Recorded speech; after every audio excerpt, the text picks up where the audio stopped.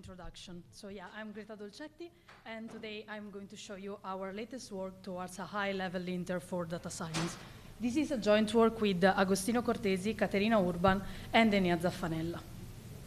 Throughout this presentation, we will start with some context and motivation that inspired us for this project. Then we will see a little bit of background for data science, and then we will see what we define as code smells in data science and a short list of examples.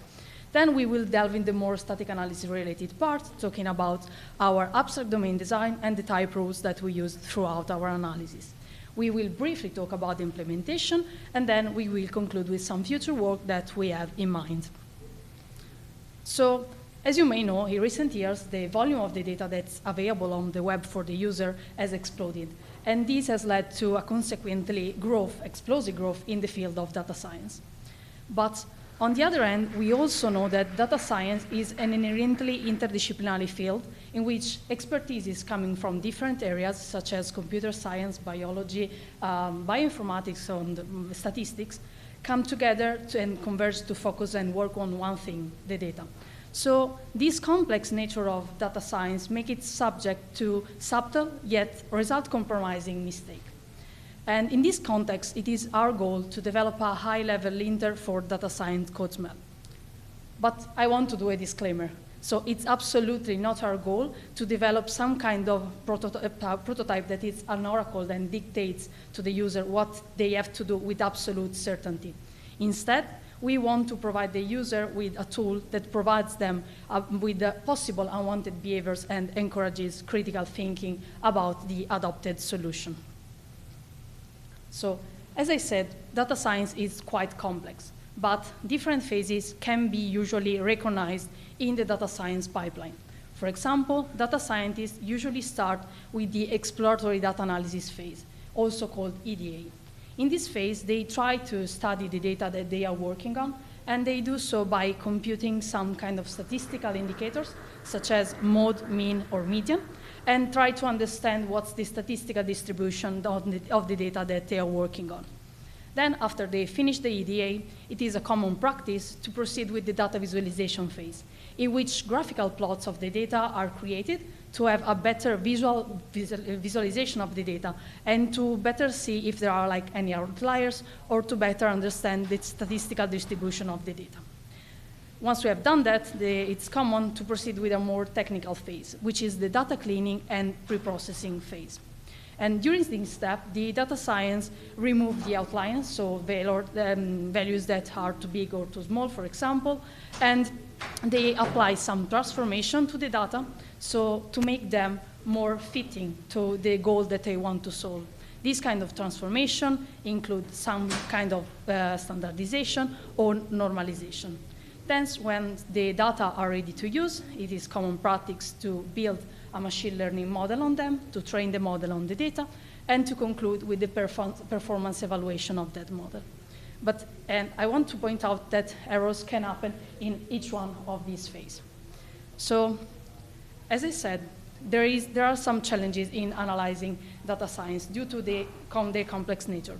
So data science often requires the use of many different libraries, and it is often performed in permissive dynamic languages, such as R or Python.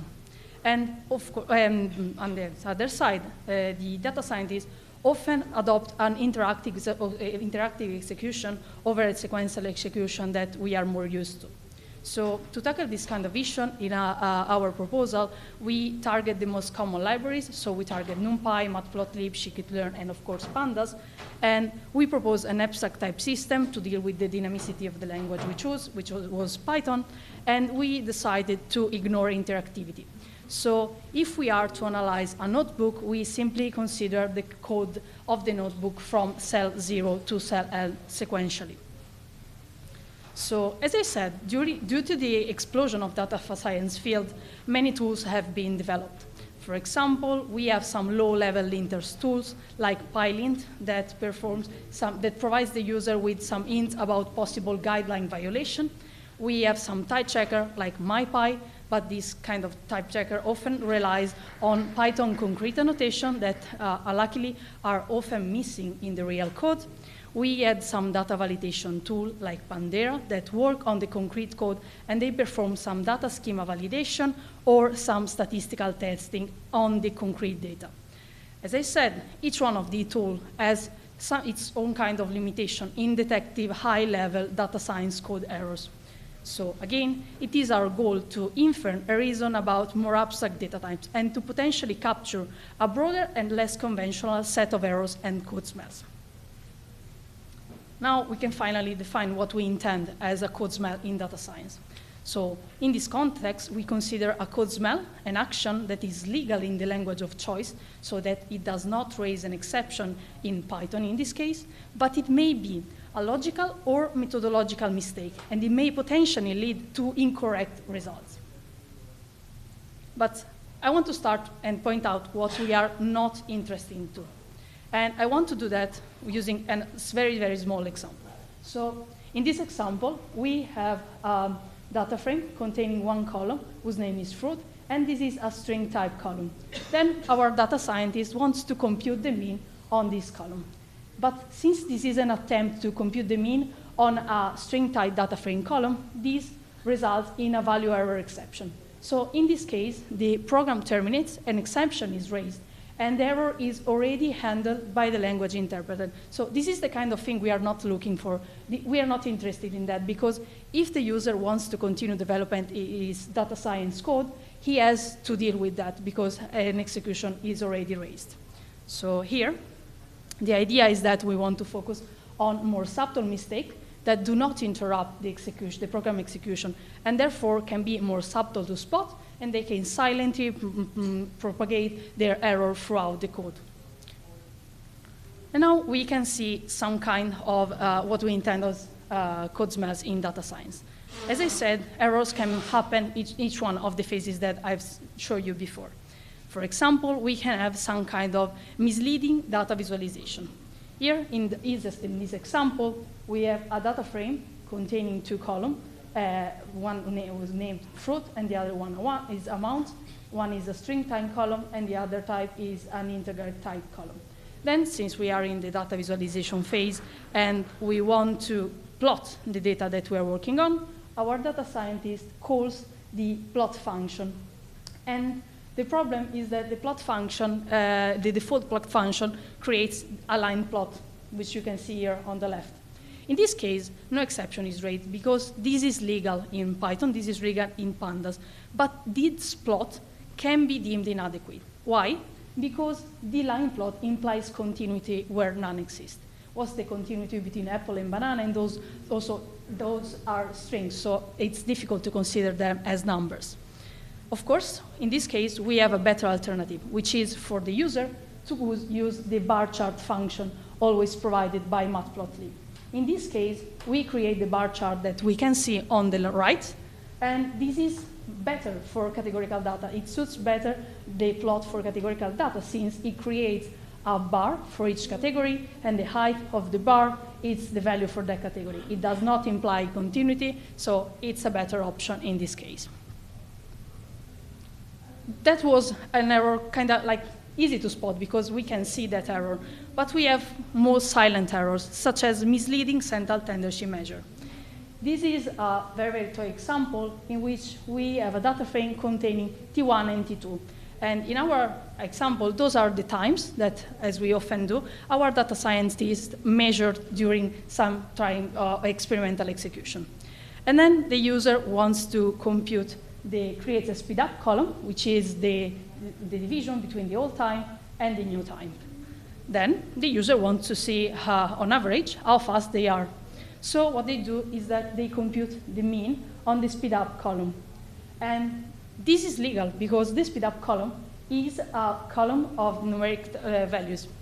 But we have a problem. The mean, the default mean, computes the arithmetic means. And the arithmetic means of ratios can be skewed by extreme values. In this case, as I said, this is legal, so no exception is raised. But this mistake can lead to very different results, because when we have like ratios, a better alternative exists, and it is to use the geometric mean, since it's more appropriate because it better captures the positive nature of the data that we are working on. So what I want to point out in this case is that even if this is a very, very small example, the results diverge quite a bit because one starts with 1 and the other one starts with 2. And this error can be very, very difficult to spot if we do not know the existence of the G-mean function, for example. Then, as I said, we can have error also in the data preprocessing step. And this regards the central tendency measure of scale data. In this case, we have a data frame containing just one column, x, which is a column of integers, and then the user creates a standard scalar offered by the scikit-learn preprocessing library. And then the user applies the fit transform function offered by the standard scalar on the column that he has, and creates a new series, which is the standardized column. And then the user computes the mean on this kind of column, which is legal because this transform column is still a column made of numbers. But, so no exception is raised, this is legal, but this zero result that we can see here is completely non-informative because the problem is that in standardized series, the mean will always be 0 by definition because standardization means that we are transforming the data so that they are distributed as a normal Gaussian with mean 0 and variance 1. In this case, of course, we have a better alternative, which is to compute the mean on the unstandardized value, so we capture the real mean of the data that we are working on. So to deal with this kind of code smells, we created an abstract domain whose purpose is to model data science concepts. And we did so by creating a hierarchy of abstract data types that sometimes are more abstract than the concrete types and sometimes are more refined. Here you can see two small parts of the domain regarding series and array. Series and array are the same as the concrete types that we have in Python language, but we have more refined types. For example, we have standardized series, normalized series, ratio series, Boolean array, and string array. For this one, we are taking into consideration how these series are created and so their nature and how the values that can be in them. And we use them to capture some code smells. But as I said, we can also have more abstract data types than the concrete ones. And it is the case for the numeric data type. So in this context, in our prototype, we are not interested in distinguishing between integers or floating point values. So in the concrete, if a value is an integer or a floating point, it will have an abstract data type that is numeric. So to perform our analysis, we use some kind of type rules. And our static analysis computes and propagates this kind of type information by maintaining an abstract type environment gamma. At the beginning of the program that we are to analyze, the newly encountered variables are added to the type environment gamma, and they are mapped to the top element because we don't know anything about them. But if we are lucky enough to have some concrete Python type annotation, some Python type ints, those annotations are also taken into consideration, and we start the analysis with some types and some more information. Then, during our analysis, we have to deal with library calls. And our analysis completely ignores the concrete semantics and the actual implementation of these library calls. And it only relies on abstract data type signatures that we have encoded as type rules. During the analysis, if no type rule exists, or when we are trying to merge two incomparable types, then our result will be set to top. As a peculiarity, we also have to deal with some, of course, peculiarity of the pandas library, such as the in-place calls, for which we will see an example in a few slides. Now we can see some example of the type rules that we have encoded in our analyzer. So, for example, this is a type rule for a library call, read CSV. So this is one of the most common calls from pandas, because in the concrete, it reads a file name, a CSV file name, and it returns a data frame object. But when we do that in the abstract, we have that the result is an abstract data type of type data frame. Here you may note that we have not any premises of any type on the file name argument, and this is absolutely on purpose, because we do not want to pose any requirement on that, because in the concrete, So if the data frame, if the file name is missing, if it's not in the correct format or anything like that, an exception will be raised. And again, the data scientist will be forced to look into that. So we only consider the supposedly correct execution of that. If anything happens in the concrete, we are not interested in that. Similarly, we also have to model operations. So in this case, we are modeling the division, and we say that given two elements whose type is series or a more refined type, the resulting type will be a ratio series.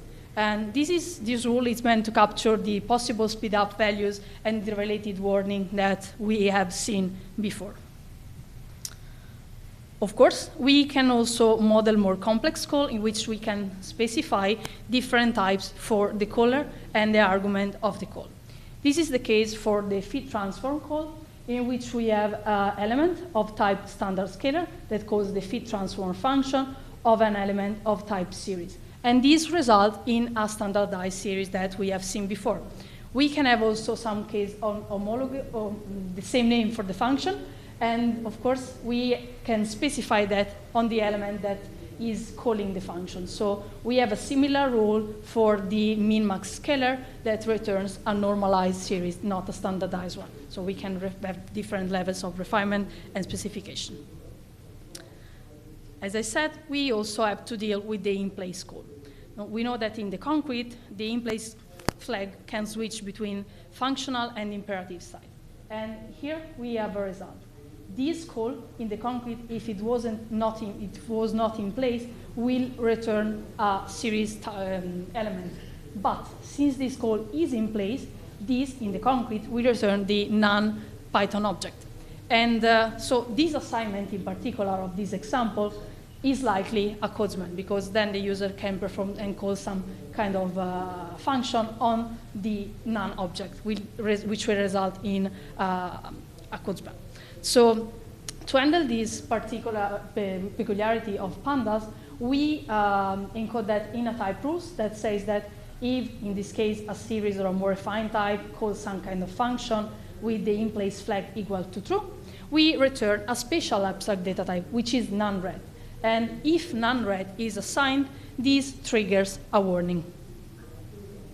Speaking of warning, this is an example of the warning that we issue. So gmin warning is definite, and it says that the min function at line 7, the column speed up is a ratio series, and then gmin should be used. So what are the kind of information that we provide the user with? So we provide the user with the warning type, which is usually quite informative and intellectible. We provide the user with the severity of the warning, which can be possible or definite, with the function that caused the warning to be raised, the line in the code in which the warning happened, and some type of abstract type information about why the warning was raised that we retrieve from our abstract state. And then we provide the user with a possible solution if that exists. Speaking about the implementation, we implemented this prototype by extending the Lyra static analyzer. So Lyra is a static analyzer for Python, written in Python, that takes in input the Python AST, creates a CFG, and then analyzes that using domains and the abstract interpretation framework. In our case, we focus on Python that was extracted from the Jupyter notebooks, and as I said, we only consider the sequential execution of the Jupyter notebook code that is inside them. And on that Python code, we perform a forward static analysis, and we do that with a no-relational abstract state that maps each variable to its abstract data types. Now, we can finally see an execution example. So we are analyzing this snippet of code. We are importing some libraries. We are assigning a list to a variable x. We are creating a data frame and assigning it to a variable df, created a standard scalar, assigning it to the variable sc. Then we apply the fit transform method to the series of our data frame and save that in a new series, in a new column. And then we are to compute the mean on that column.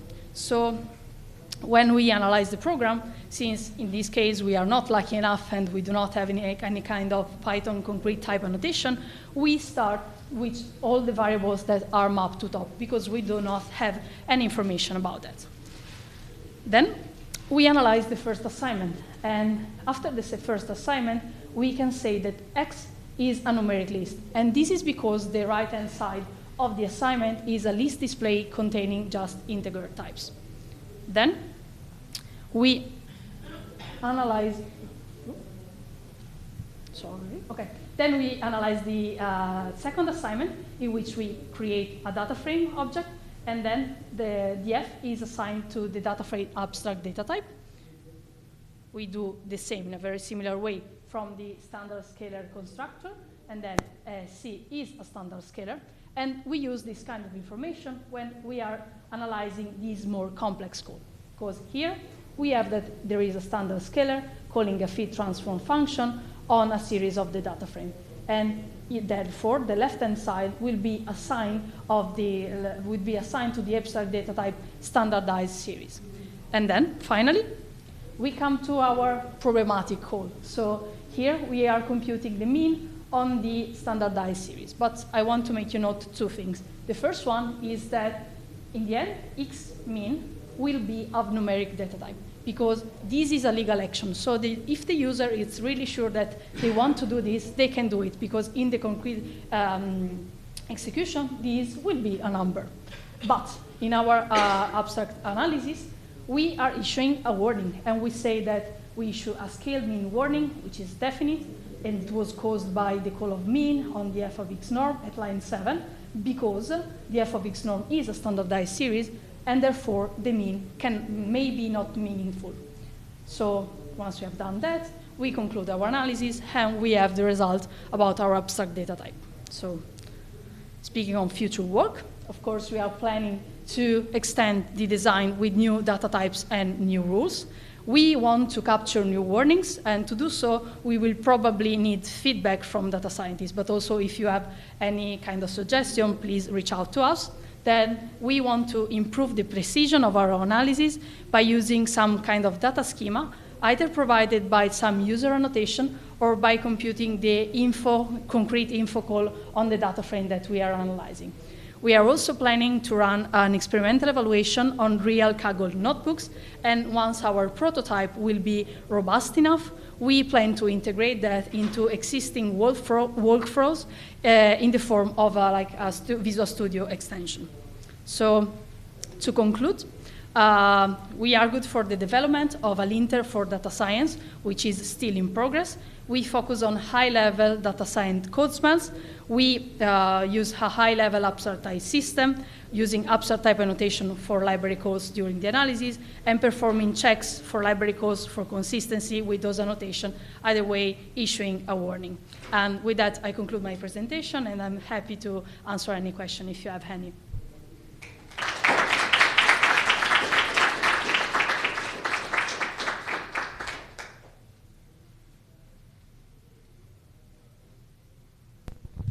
Okay, thank you, Greta, for the nice presentation. Are there any questions?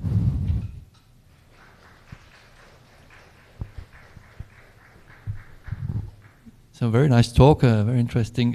You didn't say so much about related work. It made me think of some old work that was done on dimensions and dimension inference in programming languages. Would that be something related to what you're doing? Oh yeah, so there are some more in depth. You can find more related work on the paper. There are some other related work that also use abstract interpretation, but the fact that they usually work at a lower level, and instead we reason on some high-level code smells, which are not so common captured by this kind of linter. That's, yeah, if that answers your question. I'm not aware of that specific kind of work.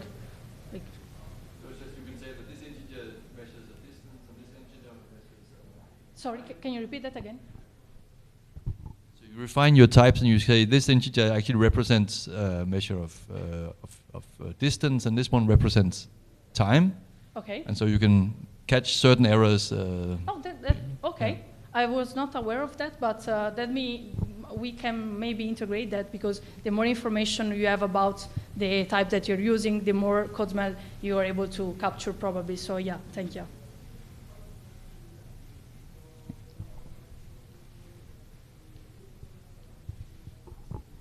Thanks for the talk. I actually have two questions. And the first one is, you gave a few examples in your introduction about the no exception races, right? Mm-hmm. I wonder why it seems so obvious to me, but I can understand somehow Python is a dynamic typing. They probably won't check until at the runtime.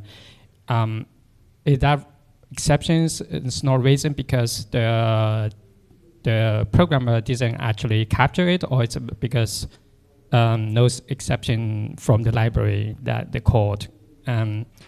I think that the libraries is so permissive that it allows you to perform these kind of errors, because, like, for example, the plot one, I mean, for someone, if you know that your category have some kind of continuity, something like that, it may be okay to do that, but I think it's due to the permissivity of both the language and the libraries. In that case, do you think, I know that the Python, they also introduced the optional static typing, right? Yeah. Would that a type hint can help stop this kind of problem? Yes, probably yes, also because you can do checks, but the problem is that in real code, like we explored many by manually Kaggle notebooks that you can find online, type hints are not really that used in data science. Also because, as I said, data science is often performed by people that are not born as computer scientists. So they care about the analysis, they don't care about that much about static typing. Yes. So, I mean, that would help for sure, but if you look at the documentation of type-ins, the Python organization said that they are not willing to make that some kind of standard. It's just there. If you want to use that, you can use that, but they are not forcing you to. Okay, a second question, sorry. How many typing rules in your paper do you actually, in the end, have? Okay, so we modeled the semantics for around, I would say, 200 something library calls among Python, pandas, scikit-learn, NumPy, and matplotlib.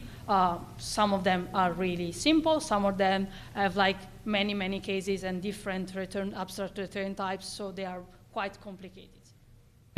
In that case, do you think, I'm not sure how the Python interpreter that actually does the type checking at all, or do you think you can incorporate these typing rules into that part instead as a standalone? Ideally, probably yes, but at the moment it would be probably faster and easier to perform an analysis on the code that you have.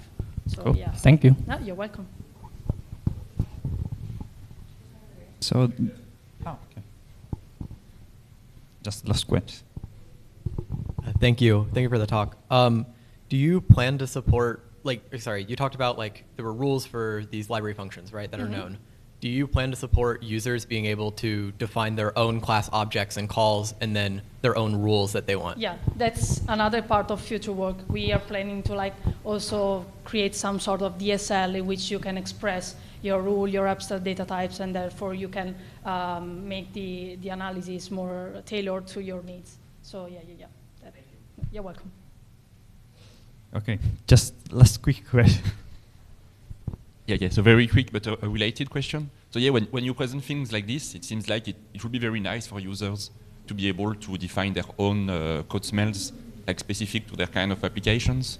So do you have any? It's related to that. Yeah, okay. If you can, the idea is that once the prototype will be mature enough, you can use a DSL. You can specify your abstract types, for example, your domain and the thing that your library calls returns, and therefore you can also specify your warnings, because maybe also with using our warnings, you may say what you are interested in and not interested in. That would be an idea.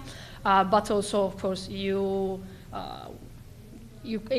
would be nice to specify so your warnings, and we will work into that probably.